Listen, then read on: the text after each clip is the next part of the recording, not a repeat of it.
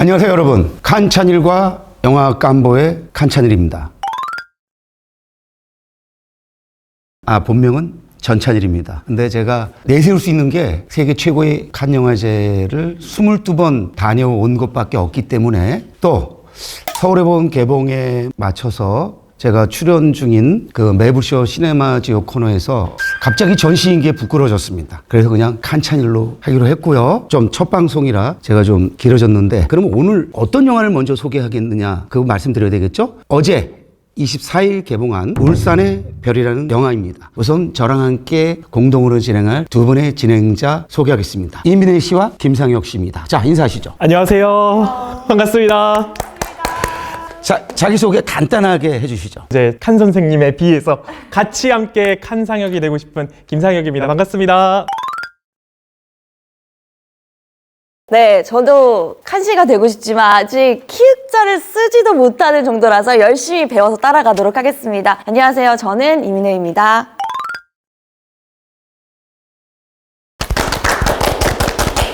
그럼 오늘의 초대 손님으로 울산의 별의 감독과 주연 배우를 모셨는데, 정기혁 감독과 김금순 배우입니다. 자, 인사하시죠. 네, 안녕하십니까. 정기혁 감독입니다. 반갑습니다. 안녕하세요. 울산의 별의 윤화 역이었던 김금순입니다. 반갑습니다.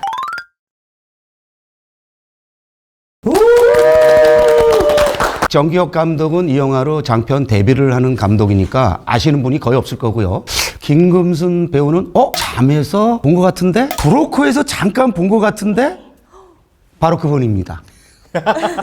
물론 저는 이제 잠을 칸에서 보면서 우리 김금순님을 인상적으로 본 건 기억을 합니다만은 그때 이름까지 외우지는 않았습니다. 근데 울산의 별을 보고 나니까 그분이네. 그리고 이분이 얼마나 연기를 잘하는가는 익히 들어와서 알고 있었습니다. 울산의 별도 그렇죠. 27회 부산국제영화제에서 올해 배우상을 받으셨어. 이거 쉽지 않습니다. 또 보니까 한국감독조합상, 한국감독조합상은 진짜 받기 힘들죠. 메가박스 상도 받았고 해서 우선 감독님한테 청해 들어볼까요? 어땠어요? 그 세 개의 상을 받았을 때 어안이 벙벙하지 않으셨어요? 아니면 상이 너무 적은 거 아니야? 그러셨어요? 사실 감독이 영화 만들고 영화제 트는 것만 해도 네. 영광이죠. 특히 독립영화는 관객을 만나기도 사실은 쉽지 않은데, 영화제 가서 관객들 만난다는 거에 대해서 되게 설레고 기분 좋았는데, 상은 사실 처음엔 욕심이 없었어요. 네. 근데 막상 그 즈음 되니까 상 하나 주는 거 아닌가? 이런 욕심은 생기더라고요. 근데 마음 비우고 있었는데 상 주셔가지고 거의 그때는 진짜 하늘을 나는 것 같았어요. 제가 영화를 보면서 다른 두 상은 모르겠고요. 오늘의 배우상은 안 받으면 그 심사위원들의 문제가 됐겠다. 한 배우가 처음부터 끝까지 그렇게 톤앤 매너를 일정하게 유지하는 거 쉽지 않습니다. 여주인공 유나의 존재감이 시종 유지된다는 게 굉장히 놀랐어요. 그거는 제가 볼 때 김금순 배우 아니었으면 불가능했지 않았겠는가. 사실 이 영화에 대한 평가는 갈릴 거라고 봅니다. 감독의 연출은 저는 반은 마음에 들고 반은 마음에 안 들어요. 그런데 연기는 아주 훌륭했어요. 그 마지막에 그 사촌 도련님한테 낚시 같이 가면서 도련님하고 뭐해 빨리 가지. 빵 갔어요 그때. 가기가 또 아들한테 또 아무 말도 안 해. 그리고 영화가 그 마지막에 끝날 때 세 명의 그 등을 보여줄 때 그거는 칭찬감입니다. 그리고 저 금순님 아세요? 굉장한 미인이라는 거? 감사합니다. 사실 영화 볼 때는 전혀 몰랐어요. 머리도 그렇고. 그래서 영화 속에서도 딸 친구가 이제 노래방에서 노래한 거 아재라고 그러잖아요. 그래서 전혀 몰랐는데 여기 방송 시작하기 전에 대화를 나누는데 제가 잠깐 어울이 나갔었어요. 이 사람 엄청난 미모네. 그러고 보니까 제가 워낙 이 두 분 보고 좋고 그래고 이게 첫 방송이라 흥분해가지고 도대체 이 영화가 어떤 영화인지 소개도 안 했어. 어떤 영화입니까? 우리 한번 두 분 중에 한번 소개해 주시죠. 제가 한번 소개를 해보도록 할게요. 사고로 돌아가신 이제 아버지가 계시는데, 그 아버지를 대신해서 어머니 유나 역을 맡으신 우리 김금순 배우님께서 가족의 가장 역할을 하게 됩니다. 엄마는 갑작스러운 해고를 당하게 되고요. 그리고 우리 아들 같은 경우 큰아들인데 빚을 져가지고 코인에다가 투자를 했더니 재산을 또 탕진을 해버렸고, 딸 같은 경우에는 보면은 나 이제 울산 싫고 서울로 가고 싶어 하는 그런 마음들을 계속 내비치고 있어요. 거기다 마지막으로 친척들이 와가지고 그 땅 언제 팔 거냐는 식으로 이제 이런 이야기까지가 진행이 됩니다. 영화를 보다 보면은 되게 답답하고 와 이거 어떻게 되나 이런 생각들을 굉장히 많이 하실 것 같은데 거기에서 서로의 고통을 좀 나누지 못하고 서로의 대화가 부재가 되었다는 것들을 느껴보셨을 건데 이 가족들이 어떻게 행복을 찾아가는지 지금부터 함께 알아보도록 하겠습니다. 깜짝 놀랐는데요. 그죠? 왜냐면 우리 시네마 지역에서 그 매주 줄거리 소개를 라이너가 하거든요. 제가 볼 때 라이너보다 3배쯤 잘해요.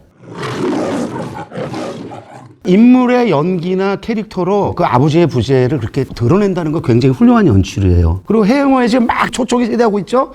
그건 이제 영화를 만들고 나면 제가 관여하기보다는 배급사나 제작사에서 이제 뭐 하기는 하는데 지금 정확하게 어떻게 된 상황인지는 저는 잘 모르고 있고요. 제가 팁을 드리겠습니다. 제가 칸을 22번 다녀온 사람이잖아요. 그리고 부산국제영화제에 8년 있었고 저는 뭐 설립 때부터 진행을 했고 실제 영화 제작을 잘합니다.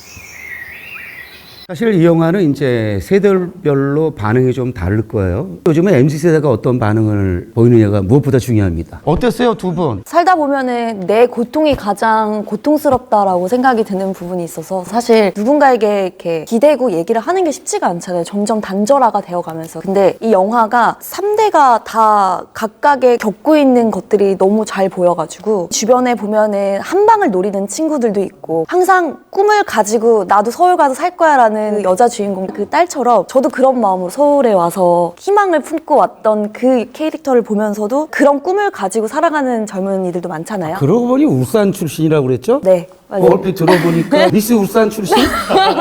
이원배 아니죠? 맞습니다. 2012년 미스 울산입니다. 아이 그러면 민혜 씨를 캐스팅했어야 되는 거네, 그 딸로. 그때 좀 뭐 알고 있었으면 다음에 울산 관련 영화 하시면 꼭 캐스팅하세요. 네, 알겠습니다.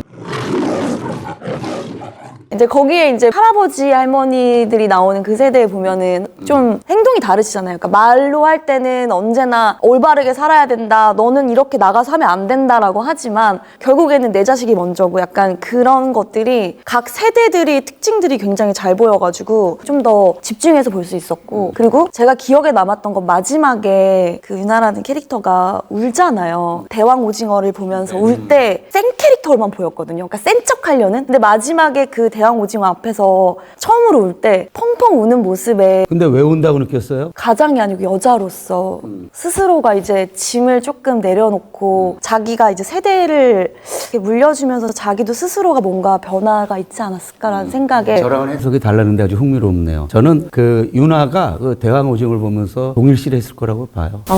해고되고 나서 정리하고 나서 그 여기 잡혀온 대왕 오징어가 자기가 바로 그 신세가 된. 제가 사실은 연출이 처음에 절반은 문제가 있다고 그랬는데 말하다 보니까 계속 좋은 점만 지금 계속 안 좋은 거를 지금 지적하려고 그러는데 보니까 디테일이 괜찮은 감독이에요. 그 대왕 오징어 두 번의 연출을 보면서 상당히 연출력이 뛰어난 건데 그리고 거기서 울먹하는데 꼭 그거를 뒷모습으로 보여줘요.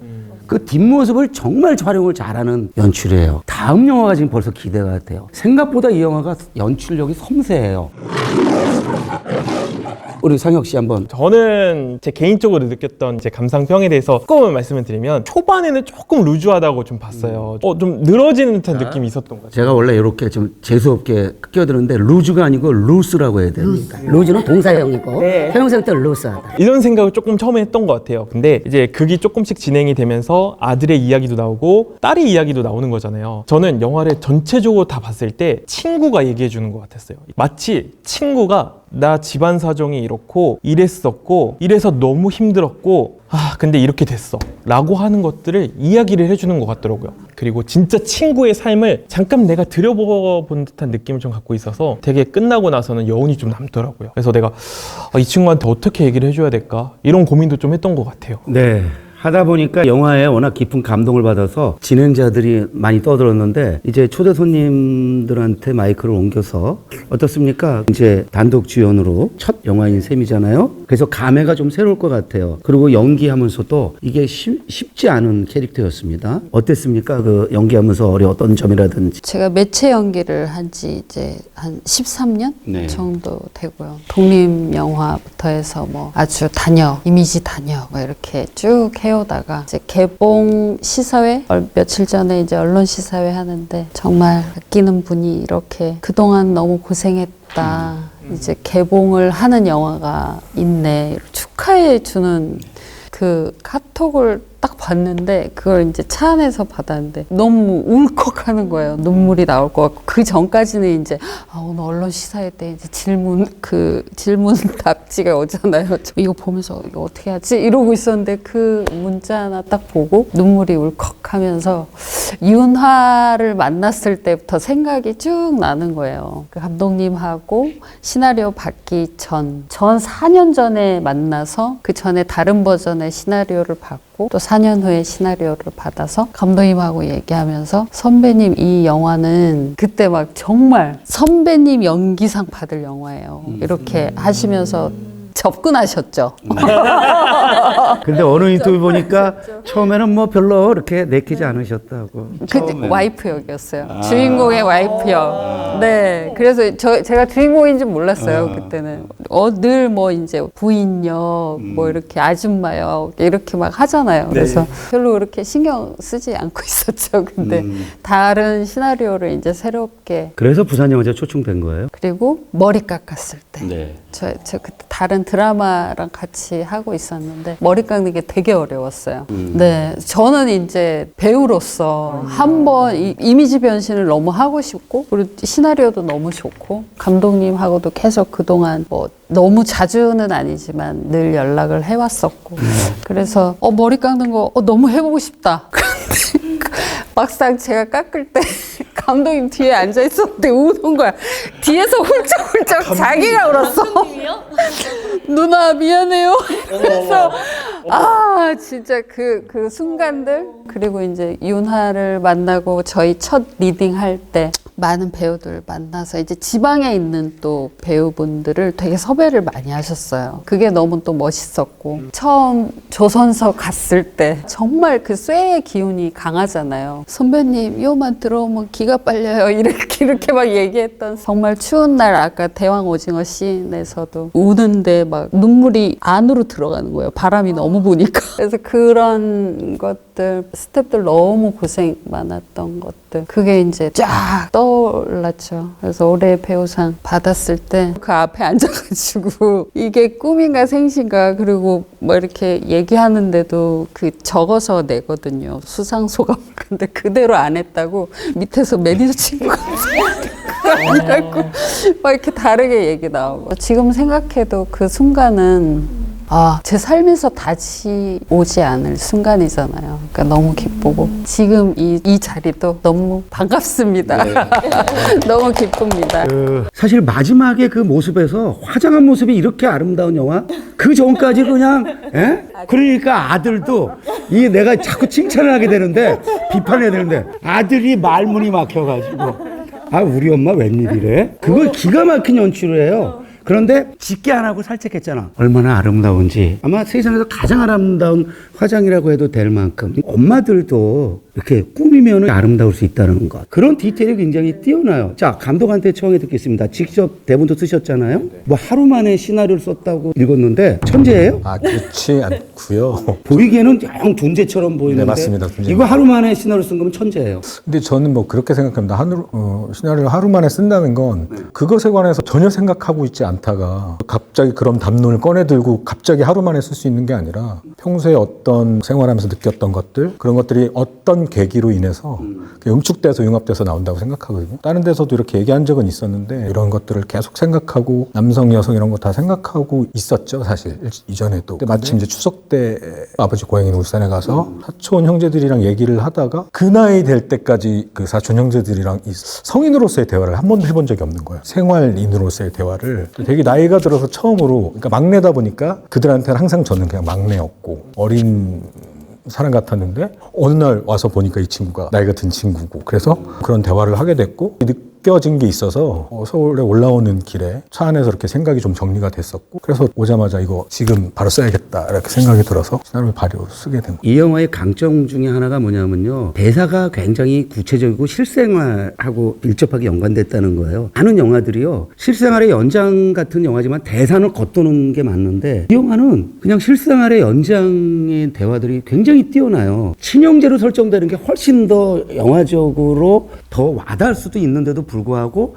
사촌이라는 그 거리감이 오히려 이 영화에서 효과적으로 작용을 한 거예요. 플롯을 쓰면서 이걸 하면서 제일 중점 뒀던 건 뭐야? 영화라는 건 이야기의 흐름, 그 다음에 캐릭터 성격화, 그 다음에 그거를 어떻게 연기하느냐, 그 다음에 거기에 어떤 효과들, 가령 여기에 이제 음악 효과들도 했는데 놀라운 건 말이에요. 영화 끝나고 나서 음악이 하나도 생각나지 않는 유일한 영화예요. 음악이 따로 놓은 게 하나도 없었다는 거죠. 완벽하게 인물과 이야기에 묻어갔다라는 거예요. 그 얘기도 한번 좀 같이 좀 들려주시죠. 먼저 이제 말씀하신 음악 같은 경우는 저도 이제 마찬가지로 영화를 보면서 음악이 앞서가는 경우들이 있거든요. 말씀하신 것처럼 음악이 기억나는 건 아마도 캐릭터가 관객들한테 어떤 감정 정서 전달이 안 되고 있는데 음악이 앞서서 감정을 전달하려고 하고 억지로 정서를 전달하려고 할 때 아마 음악이 드러나는 것 같아요. 물론 관객들은 그렇게 음악을 사용해서 좀 강요당하면 당시에는 그런 감정을 느끼고 정서를 느끼는 것 같지만 지나고 보면 그게 사실은 약간 속았다는 기분도 들 수도 있을 것 같거든요. 이 영화 후반 작업하면서 연출을 할 때 음악 감독한테도 계속 연출적으로 말씀드렸던 건 앞서지 말아달라. 관객이 먼저 감정이 움직일 때 그 이후에 움직여야 한다 음악은 이렇게 말씀을 드렸었고 혹시 그 점에서 이창동 감독의 영향을 좀 받았나요? 어떤가요? 이창동 감독이 음악을 안 쓰려고 무던히 애쓰는 이유가 그거거든요. 이창동 감독님 너무나 본받아야 될 감독님이라고 평소에도 생각하고 있었고요. 사실 이창동 감독님뿐만 아니라 제가 봤던 모든 영화의 감독님들이 저의 스승이죠. 저는 뭐 그렇게 영화를 배워왔고 앞으로도 제가 뭐 영화를 연출을 하고 계속 만들겠지만 또 보기도 하겠죠. 그런 영화들이 다 저한테는 스승이고요. 미래 씨 같은 경우는 제일 인상적인 대사나 장면이나 이런 거. 저는 이거 감독님한테 물어보고 싶었는데 다 같이 밥 먹을 때 도련님이 얘기해 주시는 게 아니 결혼할 때 전화를 돌렸는데 다들 영화 찍는 줄 알고 전화 돌리더라. 근데 그게 경험담으로 쓰신 건지 그런 거는 생각을 하기가 쉽지가 않잖아요. 경험 아니고서는. 그래서 너무 궁금했습니다. 뭐 절반은 경험이 있죠. 우리 다 그 독립영화하는 분들 그렇게 얘기하잖아요. 강한 놈이 버티는 게 아니라 버틴 놈이 강한 거라고. 근데 그러다 보면 사실 주변에 민폐 캐릭터가 돼요. 그래서 가족들 안에서도 민폐 캐릭터가 되지만 친구들 사이에서도 그런 민폐 캐릭터가 되고 영화 감독이 되고 싶으니까 영화를 많이 찍고 싶잖아요. 보통 이제 영화를 찍고 싶어서 연락을 하면 주변에 기댈 수밖에 없잖아요. 같은 동문 출신이거나 이런 사람한테. 그러면 거절을 많이 당해요. 근데 그건 100%좀 이해 가거든요. 먹고 살기 바빠 죽겠는데 얘 또 영화 찍는다고 연락 오는 것 같아. 이러면 그들의 마음을 이해하면서도 되게 섭섭하죠. 평론가야말로 또 민폐 캐릭터잖아요. 기생하는 존재인데다가 저도 이제 반성하는데 이제 그 작은 집 아들이 이제 감독이잖아요. 뭐 결국에 그 감독이 찍을 영화가 이제 울산의 별이 되는 걸 텐데 설마 문중 땅 팔고 뭐 이런 건 아니고 그렇진 않았습니다. 그렇죠? 좋은 제작사 만나서 영화제작진흥위원회에서 또 제작 시험 받고 네, 그리고 좋은 제작사 만나서 조금 더 받아서 이게 좋은 영화라는 게 다시 곱씹어 볼 때 남는 영화가 좋은 영화예요. 이게 뭐냐면 다시 곱씹는다는 건 분석을 한다는 거거든요. 분석을 한다는 건 쪼개는 건데 대부분의 안 좋은 영화는 쪼개면 와야 돼 버립니다. 근데 제가 보니까 이 영화는 쪼갤수록 괜찮았죠. 원래는 갈등, 대립 더 극한으로 갈 수도 있잖아요. 이창동 감독의 영화 테마는 제가 볼 때 염치예요. 염치 없음. 근데 이 영화는 다 기본적으로 염치들이 있어요. 태민이 좋았던 게 그거죠. 자기 오해받고 힘든데도 보통 그 정도 오해받으면 완전히 갈라서잖아요. 싸우지도 않아. 우리 형수가 얼마나 힘들었으면 이랬을까. 그리고 그 점에서 너무 좋게 그린 거 아니에요? 비판할 거리 잡았다. 너무 너무 인간을 아름답게만 보는 거 아닌가? 그게 제가 말하고 싶어 했던 핵심인 것 같아요. 그러니까 사실은 우리가 다 약자인데 서로 보살펴야 되는 대상인데 이렇게 그냥 TV나 보고 있거나 아니면 뉴스만 보고 있거나 아니면 뭐 인터넷 댓글 이렇게 보고 있으면 서로 적대시만 해야 되고 서로를 끌어내려야 되고 이기고 져야 되는 관계로처럼 다 보이는 것 같아요. 이 영화에서도 마찬가지로 오해와 또 갈등이 있잖아요. 그렇다 하더라도 서로 연대하고 좀 서로 보살펴야 되는 대상이 우리가 아닌가. 그래야만 좀 세상이 좋아지지 않을까? 이게 판타지일 수도 있지만 그렇게 생각해서 악역이 없었으면 좋겠다. 물론 관객들이 보기에는 악역 등장시키고 갈등 증폭시키고 이러면 훨씬 보기 좋은 영화가 됐을 수도 있을 것 같아요. 보기 편하고 재밌게. 근데 저는 이제 이 영화의 지향점이 거기 있다고 보지 않았고, 물론 뭐 아주 사소한 뭐 코인 업자나 이런 등장은 하지만 대부분은 지금 당장 저 사람이 어떤 오해를 하고 갈등을 만들더라도 결국 나오고 연대할 수밖에 없는 대상이고 우린 서로 좀 보듬어야 될 대상이라고 생각해서 그 부분을 좀 중점으로. 울사의 별 제가 시작하기 전에는 왠지 어딘지 모를 불만 같은 게 있었고 아쉬움이 있어가지고 방송하면서 떠오르는 대로 해야 되겠다 했는데 하다 보니까 생각보다 많은 장점이 오는구나 라는 게 그 빌런 없이 간 거 정말 훌륭했고 그 다음에 아까 말씀드린 생활형 대사들이 배우들이 잘 소화준 것도 좋았고 영화가 보고 나서 계속 이렇게 생각이 나요. 탄찬일과 영화감보는 작은 예산과 인력 부족으로 인해 알려지지 못하는 다양성 영화들을 폭 넓게 소개하는 채널입니다. 매주 작지만 알찬 영화 한 편을 선정해 다양한 영화들의 정보를 제공하며 문화적인 삶의 질을 높여주기 위한 콘텐츠입니다. 영화평론가 전찬일 선생님과 저 민혜 그리고 상혁이가 함께 독립영화를 응원하는 마음으로 재밌고 알차게 만들어 가겠습니다. 앞으로 많은 사랑 부탁드립니다. 좋아요, 댓글, 알림 설정은 사랑입니다. 오늘 저도 굉장히 즐거웠습니다. 뭐 여러분은 어떠신지 모르겠고 두 진행자 앞으로 이런 식으로 같이 가는데 앞으로 뭐 하다 보면 제가 메인 진행자로서 너무 저 혼자만 떠들면 두 분이 막 치고 들어오시면 됩니다. 공동 진행자니까 아무 때나 치고 들어오시면 돼요. 하여튼 이렇게 자랑스러운 영화를 만들어주신 두 분께 진심으로 감사드리고 오늘 함께해 주신 두 진행자에게도 감사드리면서 두 번째 편은 일주일 후에 개봉될 비욘드 유토피아입니다. 지금 세계적인 센세이션을 일으키고 있는데요. 흥행을 넘어서서 여러분 기대해 주시고 다음 주에 뵙겠습니다. 자, 인사 나누시죠. 감사합니다. 감사합니다.